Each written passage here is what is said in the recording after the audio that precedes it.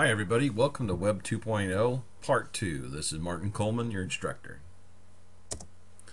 Alright, we've talked a little about Web 2.0 and we've got a good idea with what we looked at last week and some examples of things out there that really push the boundaries of text and pictures that were in Web 1.0. So what else is out there? Well, let's think about what defines Web 2.0.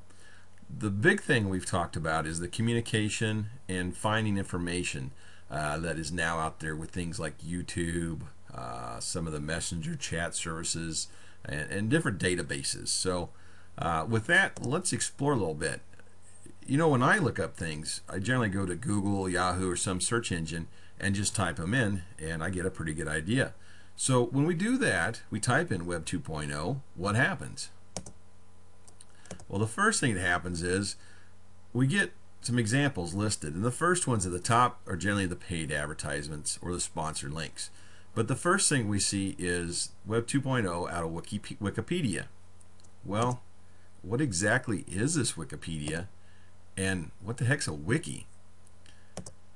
Well, the first thing about wikis is that they're more or less a web page that can be modified by more than one person, that a group of people can get online and modify them through their browser without needing to know HTML. Sounds pretty simple. The best thing about these is that it keeps track of changes and saves older versions. So if you're using this in a classroom and students are working on a report, a project, or some information about their class in general, that if one student accidentally deletes everything, it's not gone. It's still there. And students can see who's done what and added their content and get credit for the work they've done. The biggest thing is it's easy to modify. In general, most wikis have a simple edit button and you type and enter new information in. The other thing is it's web-based, so you don't need any special software. You don't need a fancy computer. All you need is internet access. So let's look at Wikipedia. This example that we showed earlier is from the page if you typed in Web 2.0, and as you can see, it's just basic, kind of like an encyclopedia entry that you might find with text, but it does have some links to other things that exist within the Wikipedia. So it's kind of like having a shortcut to all the terms that you may or may not know or want to find out more about that exist within an encyclopedia.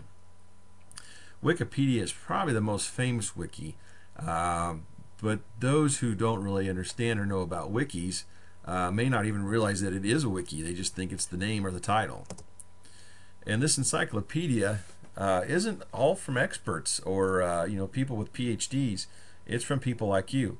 It can cover any topic, and while you may not have 2 degrees from Yale, Harvard, MIT, whatever it happens to be, you may know what you're talking about pretty well. And so you can get on Wikipedia and post content.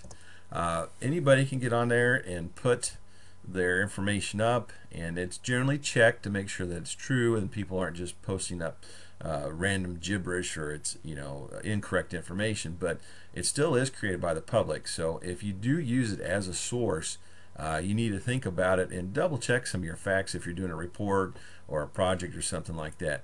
Let your kids know that they have to critically think about the information that's out there, and if it's really factual. So just like when we look up things in books, it's not a bad idea to have a couple resources to confirm that what you're thinking is the right way. So let's look at a regular wiki, something that you might use. This is from one that I have used called Wikispaces, and a very easy, very intuitive option. It allows you to create multiple pages. It automatically creates the links on the left so you can go and navigate.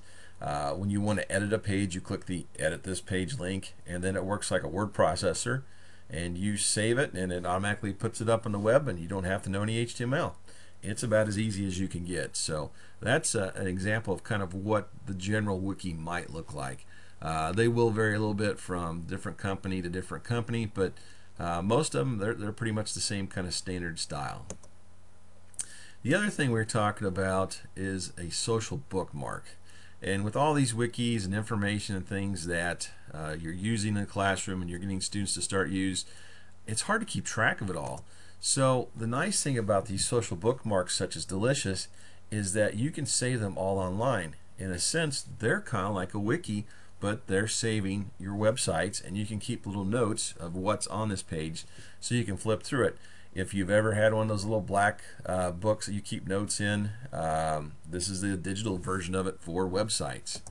The nice thing is you can also share these with others, so you can find several sites that you want to give your kids and then let them access it and see those links and save you some time. If you remember the Alltech group, they had one called, I think, Trackstar that did a similar thing where you could put a series of bookmarks in there and then kids would progress through those bookmarks. That is also another example of social bookmarks. And you guys have probably already seen that and didn't realize it.